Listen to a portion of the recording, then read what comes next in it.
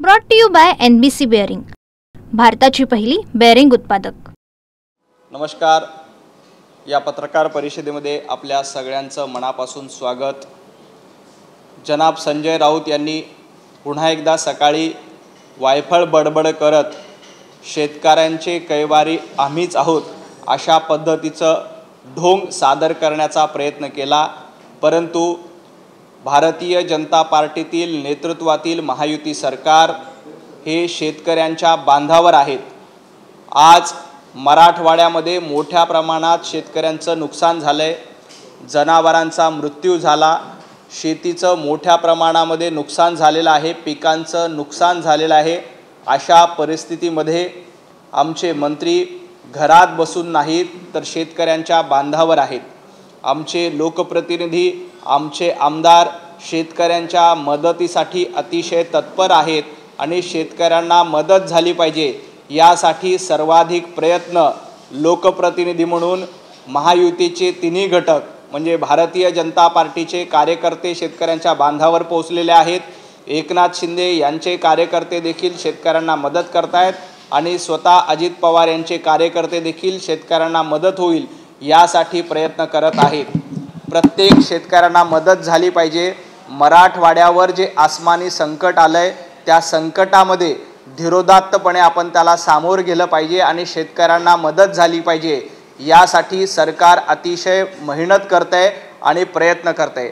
आतापर्यंत जवळपास 32 लाख शेतकऱ्यांना, माझ्याकडे सरकारची जी आकडेवारी आहे त्यानुसार 32 लाख शेतकऱ्यांना 2,500 कोटी रुपये वितरित करण्यात आले आहे। हा मदतीचा पहिला टप्पा आहे।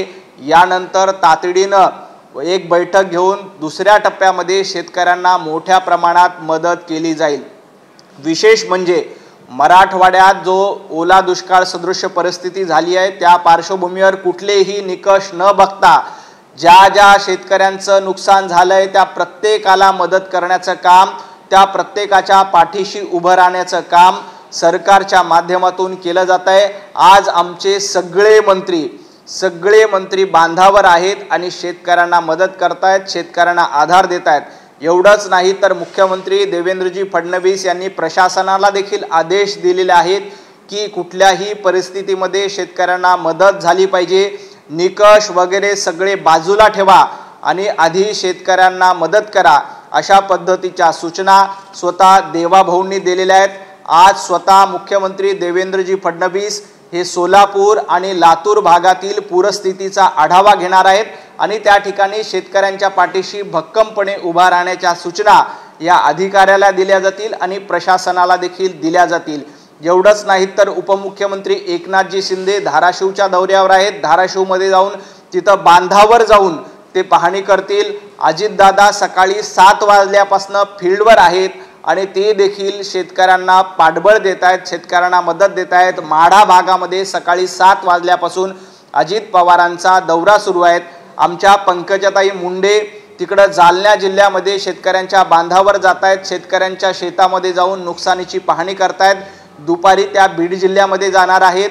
एवढंच नाही तर कृषी मंत्री दत्ता भरणे अहिल्यानगर असेल, छत्रपती संभाजीनगर असेल या भागामध्ये पाहणी करतायत। परभणीमध्ये देखील मंत्री पाहणी करतायत। आमचे अतुल सावे स्वतः मैदानामध्ये आहेत। अशा प्रकारचं संपूर्ण सरकार व्यवस्था, सरकारी प्रशासन आणि भारतीय जनता पार्टीचे सर्व नेते, उभाटा शिवसेनेचे सर्व नेते, एकनाथजी शिंदे असतील किंवा राष्ट्रवादी शरद पवार गटाचे सर्व नेते हे मैदानात उतरून शेतकऱ्यांची मदत करतायत। राज्यात त्या बाजूने इतके मोठ्या प्रमाणात आपत्ती आहे, राज्य संकटाखाली असताना राऊतांचं असं म्हणणं आहे की मदतीच्या स्वरूपात त्यांनी जो आरोप केला त्यांचं असं म्हणणं आहे की समृद्धी महामार्गातून जो पैसा लुटला तो आता शेतकऱ्यांना तुम्ही द्या मदत स्वरूपात। खरं तर ज्यांनी लोकांचा पैसा लुटला, माझ्याकडे एक बातमी आहे की जवळपास पत्राचाळीमध्ये 1,000 कोटी रुपयाचा घोटाळा झाला आणि 1,000 कोटी काळ्याचे पांढरे करण्यात आले। या प्रकरणामध्ये प्रवीण राऊत आणि संजय राऊत यांना विशेष न्यायालयाने नोटीस दिली। संजय राऊतांना माझं आव्हान आहे, तुम्ही 1,000 कोटी काळ्याचे पांढरे केले, तुमच्यामध्ये हिम्मत असेल तर ही 1,000 कोटी रुपयाचा निधी आता मराठवाड्यातल्या ओला दुष्काळा प्रकरणात मदत केली पाहिजे। संजय राऊत यांनी पत्राचाळ घोटाळ्यातनं 1000 कोटी रुपये कमावले। या 1000 कोटी रुपयापैकी काही निधी किमान आमच्या शेतकऱ्यांच्या बांधासाठी तुम्ही द्यावा, शेतकऱ्यांच्या मदतीसाठी द्यावा। दुसऱ्यांनी घोटाळे केले हे सांगण्याचा अधिकार संजय राऊत यांना नाही।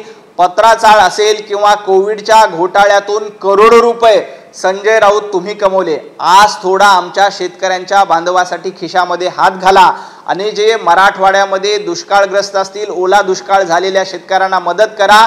ही मदत केली तर तुम्हाला लोक बांधावर उभे करतील आणि तुम्हाला लोक स्वीकारतील, अन्यथा तुम्हाला तिथून पिटाळून लावल्याशिवाय राहणार नाहीत। तुम्ही काल 1000 कोटी रुपये काळ्याचे पांढरे केलेले आहेत आणि तुम्ही आणि प्रवीण राऊत यांच्या गँगनी काय काय घोटाळे केलेले आहेत हे महाराष्ट्राला माहित आहे। जरा थोडीशी संवेदनशीलता संजय राऊत यांच्यामध्ये शिल्लक असेल तर या 1000 कोटी रुपयापैकी काही पैसे आमच्या मराठवाड्यातील शेतकऱ्यांच्या बांधासाठी द्या। सरकार फील्डवर उतरले, मुख्यमंत्री गेले, दोन्ही उपमुख्यमंत्री, डझनभर मंत्री सगळे अगदी मैदानात आहेत। पण राऊतांची मागणी अशी की विरोधी पक्ष नेता निवडा, राज्याला विरोधी पक्ष नेता नाही, त्यांची मागणी ठीक आहे। खरं तर आमच्या मराठवाड्यातील शेतकरी बांधव हे पुराच्या संकटामध्ये आहेत। त्या लोकांना तिथं अतिशय वाईट अवस्थेमध्ये ते जगतायत आणि अशा वेळेला त्यांना मदत करण्याऐवजी संजय राऊत यांना विरोधी पक्ष नेते पदाचं सुचतं। अहो, मराठवाड्यातील शेतकऱ्यांना मदत महत्त्वाची आहे का तुमचं विरोधी पक्ष नेते पद महत्त्वाचं आहे?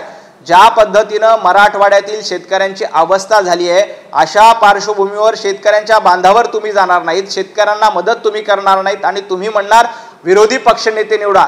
किमान थोडीशी संवेदनशीलता संजय राऊत तुम्ही दाखवली पाहिजे। मराठवाड्यातल्या शेतकऱ्यांची अवस्था काय आहे ते प्रश्न तुम्ही मांडत नाहीत आणि आज काय बोंब मारतायत तर आमचा विरोधी पक्ष नेता निवडा। अहो, तुमचे लोक कुठे आहेत? तुमचा एकही माणूस बांधावर गेलेला नाही। तुमचा एकही आमदार ओमराजे वगळता तुमचा एकही आमदार बांधावर गेलेला नाही। तुमचा एकही आमदार बांधावर उपस्थित नाही। तुमचा एकही खासदार बांधावर उपस्थित नाही आणि तुम्हाला विरोधी पक्षनेते पदाची काळजी आहे। थोडीशी शेतकऱ्याची काळजी करा, थोडंसं शेतकऱ्यांना जाऊन मदत करा। विरोधी पक्षनेता आज नाही उद्या निवडता येईल, त्याबद्दल आज बडबडण्यापेक्षा शेतकऱ्यांच्या मदतीवर शेतकरी कसा उभा राहिला पाहिजे यावर आपण सगळ्यांनी फोकस केलं पाहिजे। विरोधी पक्षनेत्याबद्दल बोलून संजय राऊत राजकारण करतायत। मुख्यमंत्री असतील किंवा दोन्ही उपमुख्यमंत्री किंवा इव्हन शासन असेल, शासनाची भूमिका कालपासून हीच आहे की नियम किंवा अटींचा तुम्ही शेतकऱ्यांना अडचण निर्माण करू नका, थेट मदत करा। राऊतांचं असं म्हणणं आहे की सरकारकडे पैसेच नाही आणि त्यामुळे अधिकारी जे आहेत फील्डवर काम करणारे ते हतबल आहेत, त्यामुळे मदत करता येत नाही। खरं तर कालच 2500 कोटी रुपये मुख्यमंत्री देवेंद्रजी फडणवीस यांनी घोषित केलेत आणि ते बँक खात्यामध्ये शेतकऱ्यांच्या देतो। हा पहिला टप्पा आहे। यानंतर देखील केंद्र सरकारच्या वतीनं मदत मागून प्रत्येक शेतकऱ्याच्या बांधावर मदत पोहोचली जाईल आणि शेतकऱ्यांच्या खात्यामध्ये थेट मदत करणारं हे सरकार आहे। त्याच्यामध्ये कुठलाही घोटाळा केला जाणार नाही हे संजय राऊत यांना देखील माहित आहे। संजय राऊत उद्धव ठाकरे मुख्यमंत्री असताना मराठवाड्यातील शेतकऱ्यांच्या बांधावर गेले होते, तेव्हा काय म्हणालेत की मी सरसकट कर्जमाफी केली, परंतु शेतकऱ्यांनी उद्धव ठाकरे यांना त्यांच्या तोंडावर सांगितलं की दमडी देखील आम्हाला मिळाली नाही। उद्धव ठाकरे मुख्यमंत्री असताना कार्पेटवर उभं राहून शेतकऱ्यांची पाहणी करत होते। सोलापूरच्या जिल्ह्यातल्या दौऱ्यावर गेले असताना उद्धव ठाकरेंनी कार्पेट अंथरलं। का कार्पेट अंथरलं? तर आपले बूट खराब होऊ नये, आपल्या पायाला माती लागू नये म्हणून उद्धवजी ठाकरे तुम्ही कार्पेटवर शेतकऱ्यांची पाहणी केली होती। तुमचं सरकार असताना तुम्ही कार्पेटवर ओला दुष्काळ बघायला गेला होता। आताचं सरकार तसं नाही, आताचं सरकार बांधावर जातं। तुम्ही कार्पेटवर शेतीची पाहणी करत होता, आम्ही थेट बांधावर उतरून आम्ही शेतकऱ्यांच्या खांद्याला खांदा लावून उभे आहोत आणि तुम्ही दिलेली दमडीची मदत देखील शेतकऱ्यांना मिळाली नाही, हे देखील वास्तव आहे। गिरीश महाजन 3 दिवसापासून मराठवाड्यामध्ये आहे, नांदेड असेल वगैरे असेल या भागात ते फिरतात। त्याच गिरीश महाजनावरती भ्रष्टाचाराचे आरोप संजय राऊत यांनी। कुणी भ्रष्टाचाराचे आरोप करावे? संजय राऊत यांनी। अहो संजय राऊत, तुम्हाला शेतीतलं काही कळतं का? तुम्हाला फक्त प्लॉट माहित आहेत, शेती माहित नाही। तुम्हाला अलिबागच्या प्लॉटमध्ये इंटरेस्ट आहे पण शेतकऱ्यांमध्ये तुम्हाला इंटरेस्ट नाही आहे। तुम्हाला शेतकऱ्यांच्या जमिनी हडप करण्यामध्ये इंटरेस्ट आहे। अलिबागमध्ये शेतकऱ्यांच्या जमिनी कशा पद्धतीने हडप केल्या, कशा पद्धतीने लोकांचे प्लॉट गिळंकृत केले हे आम्हाला माहिती आहे. तुम्हाला प्लॉट मधलं कळतं, शेतीमधलं तुम्हाला काहीच कळत नाही. 3 दिवसांपासून संजय राऊत मुंबईमध्ये बसून नाकाने कांदे सोलतायत की यांनी हे करावं, त्यांनी ते करावं. संजय राऊत, तुम्हाला आजपर्यंत मराठवाड्यात जायला लाज वाटली का? तुम्ही मराठवाड्यामध्ये का गेला नाहीत? तुमचा एक तरी आमदार, एक म्हणजे ओमराजे वगळता एकही खासदार तुमचा फील्डवर नाहीत. तुमचे दानवे असतील, खैरे असतील, कुठे आहेत? ते फील्डवर जात नाहीत, शेतकऱ्यांच्या बांधावर जात नाहीत. आमचे गिरीश महाजन 3 दिवसांपासून फील्डवर आहेत, शेतकऱ्यांच्या बांधावर मदत करतायत, अधिकाऱ्यांना सूचना देत आहेत, पूरग्रस्तांना वेगवेगळ्या ठिकाणी स्थलांतरित करून त्यांना सोयी सुविधा देण्याचं काम हे गिरीश महाजन यांच्या मार्फत सुरू आहे. सरकारची सगळी यंत्रणा कामाला लागली आहे. भारतीय जनता पार्टीचे कार्यकर्ते बांधावर उभं राहून शेतकऱ्यांना आधार देण्याचं काम करतायत. ज्या ठिकाणी पूरस्थिती आहे त्या लोकांना सुरक्षित ठिकाणी स्थलांतरित करून त्यांच्या जेवणाची व्यवस्था, त्यांच्या पूर्ण सोयी सुविधा देण्याचं काम भारतीय जनता पार्टी आणि महायुतीचे कार्यकर्ते करतायत. संजय राऊत, तुम्ही मुंबईमध्ये बसून नाकाने कांदा सोलण्याचं काम करू नका. तुम्हाला शेतीतलं कळत नाही, तर तुम्हाला फक्त प्लॉट मधलं कळतं आणि शेतकऱ्यांचे प्लॉट लुटण्याचं काम तुम्ही केलंय. त्यामुळं हे शेतीवरचं प्रेम नाहीये, तर तुमचं प्लॉटवरचं प्रेम आहे. उद्धव ठाकरे आता उद्यापासून मराठवाड्याचा दौरा करणार आहेत, कसं बघताय? खरं तर उद्धवजी ठाकरे यांना सांगितलं असतं की तुम्हाला लंडनला जायचंय, लंडन वारी करायची असेल तर उद्धव ठाकरे तातडीने निघाले असते. 3 दिवसांपासून मराठवाडा ओल्या दुष्काळामध्ये आहे, पाऊस पडतोय आणि उद्धव ठाकरे 4थ्या दिवशी मराठवाड्यामध्ये जाणार आहेत. हे जर का उद्धवजी ठाकरे आणि संजय राऊत यांना सांगितलं असतं की आपल्याला लंडनला जायचं, तर लगेच यांनी लंडन वारी केली असती. यांना लंडन वारी करण्यामध्ये जास्त आनंद होतो, पण मराठवाड्यातल्या शेतकऱ्यांच्या बांधावर जायला यांना त्रास होतोय. हरकत नाही, उद्धवजी ठाकरे उद्या का होईना शेतकऱ्यांच्या बांधावर जात आहेत. माझी त्यांना, संजय राऊत यांना एकच विनंती आहे की उद्या जाताना किमान कार्पेट टाकून शेतकऱ्याच्या बांधावर जाऊ नका. थेट चिखलामध्ये उतरा, थेट मातीमध्ये जाऊन बघा की शेतकऱ्यांची काय अवस्था आहे. तुम्ही कशा पद्धतीनं शेतकऱ्यांना फसवलं हे देखील शेतकरी तुम्हाला तुमच्या तोंडावर उद्या सांगणार आहेत. किमान कार्पेट टाकून शेतकऱ्यांच्या जखमेवर मीठ टाकण्याचं काम, मीठ चोळण्याचं काम उद्धवजी ठाकरे तुम्ही करू नका. तुमचा एकही माणूस शेतकऱ्यांना आज मदत करत नाही. तुम्ही 2.5 वर्ष सरकार असताना घरात बसून होता. तुम्हाला शेतकऱ्यांच्या बांधापेक्षा लंडनवारी जास्त प्रिय आहे, हे वेळोवेळी सिद्ध झालेलं आहे. त्यामुळं उद्या जर का तुम्ही मराठवाड्यामध्ये जाणार असाल, शेतकऱ्यांच्या बांधावर जाणार असाल, तर किमान कार्पेट टाकू नका, एवढी माझी त्यांना नम्र विनंती आहे. संजय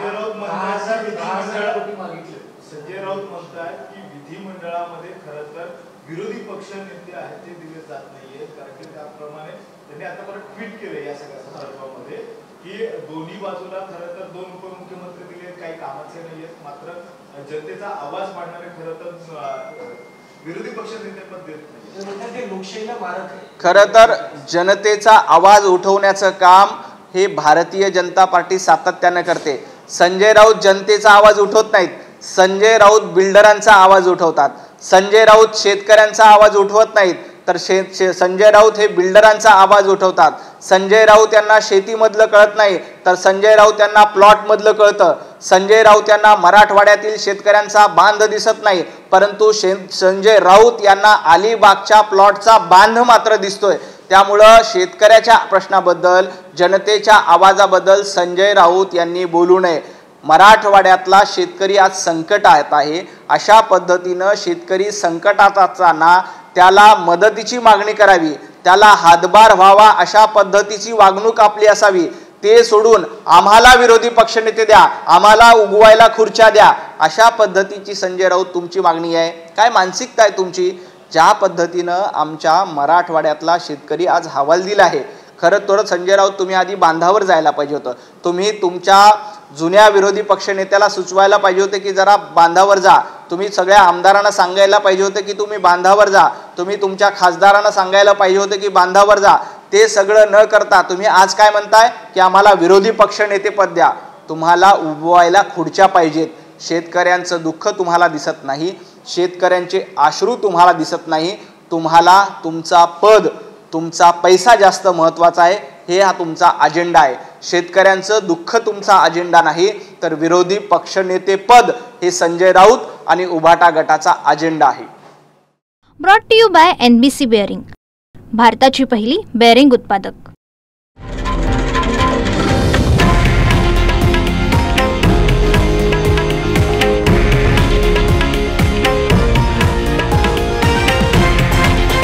हे आहे देशातील नंबर 1 न्यूज नेटवर्क आणि आपण पाहत आहात TV9 मराठी, एकमेव।